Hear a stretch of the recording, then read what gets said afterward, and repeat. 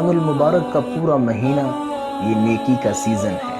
اس کے 3 عشرے ہیں، ہر عشرے کی الگ خوبی ہے، ہر عشرے کی الگ دعا ہے۔ پہلا عشرہ اس کا رحمت کا ہے، دوسرا مغفرت کا ہے، اور تیسرا عشرہ اس کا جہنم سے خلاصی کا ہے، جہنم سے نجات پانے کا ہے۔ تو تیسرے عشرے کی جو بڑی عبادتیں ہیں ان میں سے ایک بڑی عبادت جسے اعتکاف کہتے ہیں۔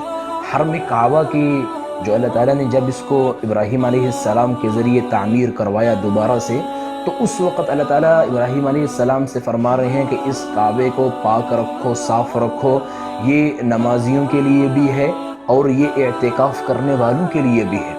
للطائفین، طواف کرنے والوں کے لیے، والعاکفین، اعتکاف کرنے والوں کے لیے۔ تو اعتکاف اللہ کے ہاں بہت بڑی عبادت ہے۔ اعتکاف کا خوبصورت فلسفہ کیا ہے؟ اعتکاف کا خوبصورت فلسفہ یہ ہے کہ اللہ کے دروازے پر بیٹھ جانا اور تب تک دروازہ کھٹکھٹاتے رہنا جب تک اللہ کی مددیں اور نصرتیں انسان کے حق میں نہیں اترتیں۔ یہ ایسے ہی ہے جیسا کوئی مانگنے والا، کوئی سائل کسی کے دروازے پہ بیٹھ جائے اور تب تک اس سے چمٹا رہے جب تک اس کا سوال کا پورا نہ کر دے۔ تو یہ اعتکاف حقیقت میں اللہ سے اپنے مسائل کو حل کروانے کا، اللہ کے ہونے کا یقین کہ میرا مسئلہ تو اللہ ہی حل کرے گا، اس لیے میں اللہ کے دروازے پہ جا کے بیٹھ جاتا ہوں، بہت بڑی عبادت ہے۔ اس میں کئی جہتوں سے عبادتیں ہیں۔ ایک تو شب قدر کے حوالے سے ہر آدمی مسلمان کی خواہش ہوتی ہے کہ بہت بڑی رات ہے، ہمیں اس میں عبادت کا موقع مل جائے۔ لوگ آخر عشرے کی طاق راتوں میں اس کو ڈھونڈتے ہیں۔ تو اعتکاف بیٹھنے کے جو جہاں اور کئی فوائد ہیں، جہاں یہ اور کئی طریقوں سے نیکی بنتی ہے، ایک فائدہ شب قدر کے حوالے سے یہ ہوتا ہے، چونکہ فرمایا کہ جو اعتکاف میں بیٹھا ہے وہ اس کا سونا بھی عبادت میں شمار ہوتا ہے، کیونکہ وہ ابھی اللہ کے دروازے پہ بیٹھا ہوا، اس نے عبادتیں کی، اس نے ریاضتیں کی، قرآن پڑھا، تلاوت کی، نوافل پڑھے، اپنی قضا نمازیں پڑھتا رہا، اب وہ تھک ہار کے سویا ہے۔ تو فرمایا اس کا سونا بھی حقیقت میں اپنے آپ کو پھر دوبارہ عبادت کے کھڑے کرنے کے لیے ہے، اپنے آپ کو عبادت کے لیے نشاط پیدا کرنے کے لیے ہے۔ تو گویا اس کا سونا بھی عبادت ہے۔ تو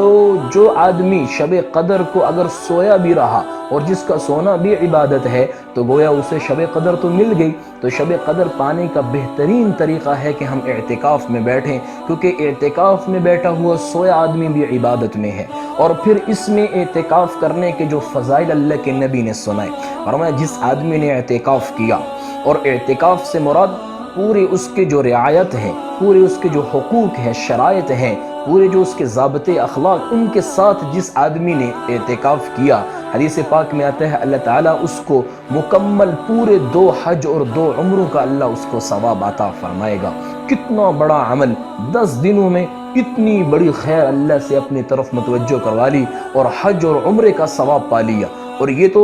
سنت اعتکاف کی بات ہے، جو آخر عشرے میں 9 یا 10 دن کا اعتکاف ہوتا ہے، اس کے بارے میں فرمایا 2 حج 2 عمروں کا اللہ ثواب عطا فرمائے گا۔ اور فرمایا جس نے اگر ایک دن کے لیے بھی اعتکاف کر لیا یا ایک رات کے لیے بھی اعتکاف کر لیا، جسے نفلی اعتکاف کہتے ہیں، تو حدیث پاک میں آتا ہے اس کے اور جہنم کے درمیان، ایک دن کے اعتکاف کی وجہ سے اس کے اور جہنم کے درمیان اللہ تعالیٰ 3 بڑی خندقیں ایسی حائل کر دے گا اس کے اور جہنم کے درمیان کہ ہر خندق کا فاصلہ زمین اور آسمان کے برابر ہے۔ اتنا دور ہو جائے گا وہ آدمی جہنم سے جس نے ایک دن اللہ کے دروازے پہ بیٹھ کر سائل بن کے بیٹھا رہا کہ مجھے تو اپنا مسئلہ آپ ہی سے حل کروانا ہے، آپ کے سوا، آپ کے در کے سوا میرے کوئی کسی سے امید نہیں، مجھے کوئی کسی سے حاجت نہیں کہ میرے کوئی امید پوری کر دے گا، میری کوئی ضرورتیں پوری کر دے گا۔ تو ایک تو شب قدر کے حوالے سے فائدہ، دوسرا 2 حج 2 عمروں کے حساب سے فائدہ، اور جہنم سے اتنی دوری، اور تیسری بڑی بات حدیث پاک میں آتا ہے کہ قیامت کے دن جب کہیں بھی اللہ کے عرش کے علاوہ سایہ نہیں ہوگا، تو فرمایا اس آدمی کو اللہ اپنے عرش کے سائے کے نیچے بلائے گا کہ لوگ تو دھوپ میں کھڑے ہیں، یعنی سورج تو نہیں ہوگا لیکن گرمی اتنی سخت ہوگی اور زمین بھی آگے سے تپ رہی ہوگی، گویا تانبے کی زمین، اور گویا سوا نیزے پہ سورج کا ہونا ہوگا تو نہیں لیکن اتنی شدت ہوگی۔ تو فرمایا اس دن، جس دن اللہ کے عرش کے سائے کے سوا کوئی سایہ نہیں ہوگا، اس مرد کو اللہ اپنے عرش کے سائے کے نیچے بلائیں گے۔ فرمایا جس آدمی کا دل مسجد میں اٹکا رہتا ہو، جس کا دل مسجد میں لگتا ہو، اور فرمایا جس کو مسجد سے محبت ہے اللہ کو بھی اس سے محبت ہے، اور فرمایا جو لوگ مسجد کے کھوٹے ہوتے ہیں، جو مسجد میں ہمیشہ بیٹھے رہتے ہیں اور جن کی محبت مسجد سے بڑی رہتی ہے، فرشتے ان کو ڈھونڈتے ہیں اگر وہ نہ آئیں، اور جب وہ کسی کام میں لگتے ہیں تو فرشتے ان کی مدد کرتے ہیں، اگر وہ بیمار ہوں تو فرشتے ان کی عیادت کے لیے جاتے ہیں، کیونکہ یہ مسجد کے جو پکے نمازی ہیں، یہ مسجد کو محبت کرنے والے ہیں۔ اور حدیث پاک میں عجیب ارشاد فرمایا، قیامت کے دن اللہ فرشتوں سے پوچھے گا میرے پڑوسی کہاں ہیں، میرے پڑوسی کہاں ہیں؟ تو فرشتے حیران ہو کہ یا اللہ آپ کا کون پڑوسی ہو سکتا ہے، آپ کے کون لیول کے ہے کہ آپ کے پڑوسی ہو؟ تو اللہ تعالیٰ فرمائیں گے جو لوگ قرآن پڑھنے والے ہیں اور جو لوگ مسجدوں کو آباد کرنے والے ہیں، یہ میرے پڑوسی ہیں۔ تو اعتکاف بیٹھنے کے اتنا اجر ہے، اتنا ہمہ جہت اس کے فوائد ہیں، اس لیے ہمیں جن کو اللہ نے فرصت دی ہے، اللہ نے صحت دی ہے، حالات سازگار ہیں، ان کو تو ضرور بیٹھنا چاہیے، اور اگر کوئی مصروف ہے تو کچھ نہ کچھ دنوں کا، ایک دن، 2 دن، آدھا دن، کچھ نہ کچھ مسجد کے ساتھ اپنا تعلق اور اعتکاف ہمیں ضرور بیٹھنا چاہیے۔ اور جب بھی ہم مسجد میں داخل ہوں عام دنوں میں بھی ایک اعتکاف کی نیت کر لیں۔ اس کے کچھ مسائل بھی ہیں، اس کے کچھ ضروری شرائط بھی ہیں، کہ سب سے بڑی شرط اس کی یہ ہے کہ بغیر کسی سخت مجبوری کے مسجد سے باہر قدم نہیں رکھنا، اور روزے کی حالت میں اعتکاف میں بیٹھنا ضروری ہے، بغیر روزے کے اعتکاف نہیں ہوتا۔ اور اس کا سب سے بڑا رکن یہ ہے مسجد میں رہنا ہے، مسجد سے باہر نہیں نکلنا۔ ہاں اگر کوئی طبعی ضرورت ہو، بدن کی ضرورت ہو یا کوئی شرعی ضرورت ہو، جیسے جمعے کے لیے اس مسجد میں اگر جمعہ نہیں ہو رہا تو دوسری مسجد میں جانا، اس کی تو اجازت ہے۔ اس کے علاوہ چھوٹے موٹے کام کے لیے، نہانے کے لیے، ویسے ہی ٹھنڈک کے لیے یا کوئی اور کسی معاملے کے لیے مسجد سے باہر نکلنا، اس کی وجہ سے اعتکاف ٹوٹ جاتا ہے، اور پھر اسے اس دن جس دن اس کا اعتکاف ٹوٹا تھا اس کو اس دن کی قضا کرنی پڑے گی، ایک ہی دن کی۔ باقی وہ اپنے اعتکاف تو جاری رہے گا، اس کا مکمل کرے گا، لیکن بعد میں اس کو ایک دن یا ایک رات کی جس وقت اس کا وہ ٹوٹا تھا اعتکاف، اس کو قضا کرنی پڑے گی۔ بہت بڑا عمل ہے، لوگ اس کو معمولی سمجھ کر چھوڑ دیتے ہیں۔ اللہ کے نبی نے ساری زندگی میں صرف ایک دفعہ اعتکاف چھوڑ دیا تھا، وہ بھی کسی وجہ سے، اور پھر بعد میں اس کی بھی قضا کی۔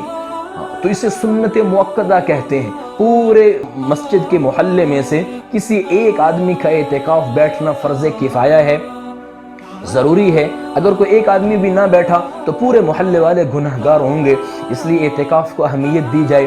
اللہ تعالیٰ سے اس میں تعلق بنتا ہے، اللہ تعالیٰ سے اس میں اللہ سے ہونے کا یقین آتا ہے، مسجد کی محبت بڑھتی ہے، حج اور عمرے کا ثواب ملتا ہے، اور جہنم سے بہت دوری اللہ تعالیٰ اس کے کر دیتے ہیں۔ تو اس لیے اعتکاف ضرور کیجئے۔ اللہ تعالیٰ جن لوگوں کو اللہ نے فرصت دی ہے، اور خاص طور پر جو ہمارے ہاں ایک کیفیت چل رہی ہے عام طور پر، ابھی کاروبار میں بھی اس سطح کی ابھی تیزی نہیں آئی، تو اس لیے ہمیں سب کو چاہیے مسجدوں کا رخ کریں، اور اس میں جو قانون کے اعتبار سے ایک فاصلے کی جو ترتیب رکھی گئی ہے اس کا بھی خیال رکھنا چاہیے، تاکہ ہم قانونی اعتبار سے بھی اپنے آپ کو پابندی میں گزاریں اور شرعی اعتبار سے بھی ہم پابند بن کر زندگی گزاریں۔ اللہ تعالیٰ سے دعا ہے، اللہ تعالیٰ رمضان کے آخر عشرے میں جو سنت مؤکدہ ہے بہت بڑا عمل ہے، اللہ تعالیٰ اس کو کرنے کی توفیق نصیب فرمائے، اور عورتیں گھروں میں اعتکاف کر سکتی ہیں، مخصوص کمرے میں بیٹھ کر اپنے لیے وہاں پہ الگ سے انتظام کر سکتی ہیں، اس پہ ان کو بھی وہی اجر ملے گا